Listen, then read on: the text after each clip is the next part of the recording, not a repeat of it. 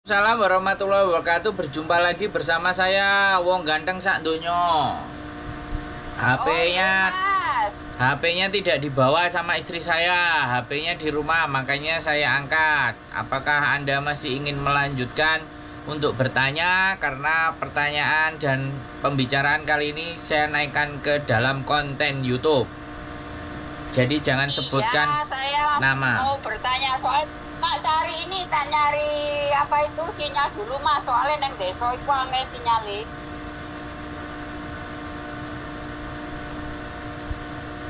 Halo? Halo. Ya sudah, ini sudah ada sinyal. Bagaimana Mbak? Saya bisa membantunya? Iya, saya kan ex Hongkong 12 tahun. Siap. Ini ada keinginan untuk kerja lagi. Kira-kira Mas Andrew bisa bantu lagi enggak? Bantu nyarikan majikan.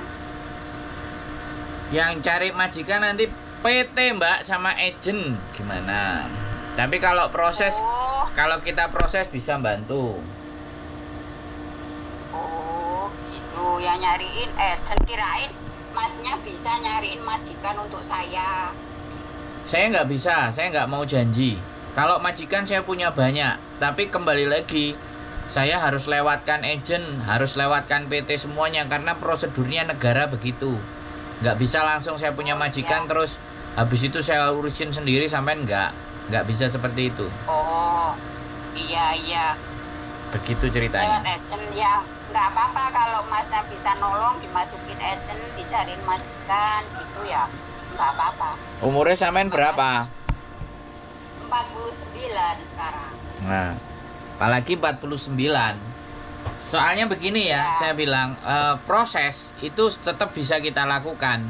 Tapi dapat majikan dan tidak itu nasib. Iya. Jadi kalau sampean dari awal tadi pertanyaannya kalau bisa nyariin majikan, kalimatnya kan kalau bisa. Berarti kan tidak harus toh. Ya. Tidak harus. Ya intinya ya kalau masih bisa dapat majikan ya alhamdulillah. Soalnya saya juga tahu usia saya sudah segitu. Loh. Kalau misalkan ada rezeki ya bisa masuk lagi kan. Nah, kalau pertanyaan saya gini aja, kalau mau proses sama saya, ya kan, sekali lagi saya akan jelaskan. Nanti sampean mau apa tidak itu terserah sampean. Kalau sampean bertanya, saya mencarikan majikan, saya jamin majikan, saya jawab tidak bisa. Tapi kalau proses dan kita sama-sama mau, kita bisa berproses gitu loh. Tinggal nanti nasibnya sampean seperti apa. Saya bisa membantunya cuman seperti itu. Karena sekali lagi orang X sudah tua, itu biasanya sekali lagi ya permintaannya A, B, C sampai Z. Jadi saya langsung sampaikan aja di depan. Kalau sampean percaya dan saya sampean anggap bisa membantu, sekali lagi itu pikiran sampean ya. Kalau sampean pertanyakan ke saya berusaha membantu. Tapi nasib sekali lagi bukan saya. Namanya usaha itu kan pasti ada melesetnya. Karena saya tidak bisa memastikan bahwa sampean nggak meleset, makanya saya tidak berani menjanjikan apapun sama sampean. Kalau proses sama saya, silahkan dikirimkan KTP Hongkong dan KTP Indonesianya. Nanti pihak PT yang membiodata. Setelah membiodata, kalau sampean cocok silahkan lanjut. Kalau enggak ya sampean tinggal ngomong. Ketika dari pembicaraan sampean bisa tanya potongan, sampean banyak tanya macam-macam sama itu PT. Seperti apa, harus bagaimana, itu silahkan sampean tanyakan untuk meng-cross check. Nah, kalau saya boleh bercerita, kalau kita ke PT, apalagi X, itu nggak harus nunggu di PT. Interview bisa di rumah, ya.